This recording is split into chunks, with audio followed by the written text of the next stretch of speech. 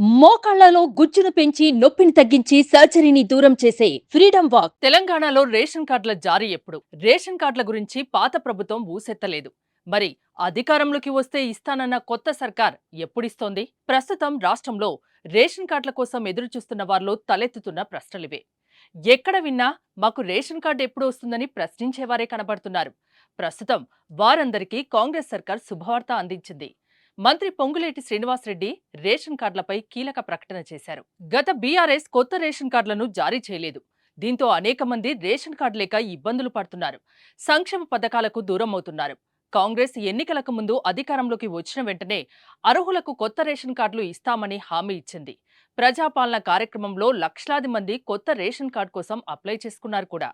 ఉగాదికి కొత్త రేషన్ కార్డులను అందిస్తామని ఉత్తమ్ లాంటి మంత్రులు ప్రకటన చేసినా అది జరగలేదు.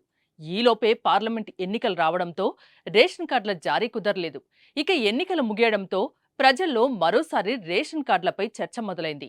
ఈ క్రమంలోనే మంత్రి పొంగులేటి శుభవార్త అందించారు. ఎన్నికల కోడ్ ముగిసిన వెంటనే ఎప్పటినుంచో ఆగిపోయి ఉన్న రేషన్ కార్డులు పంపిణీ చేస్తామని పొంగులేటి శ్రీనివాసరెడ్డి చెప్పారు.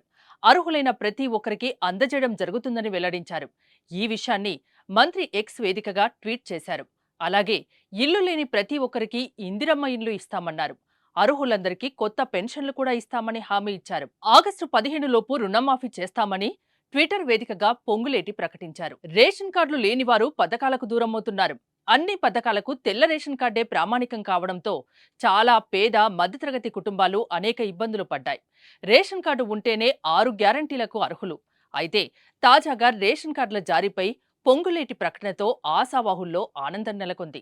సుమన్ టీవీలో మీ పర్సనల్ అండ్ బిజినెస్ ప్రమోషన్స్ కోసం కింది నెంబర్కి కాంటాక్ట్ చేయండి.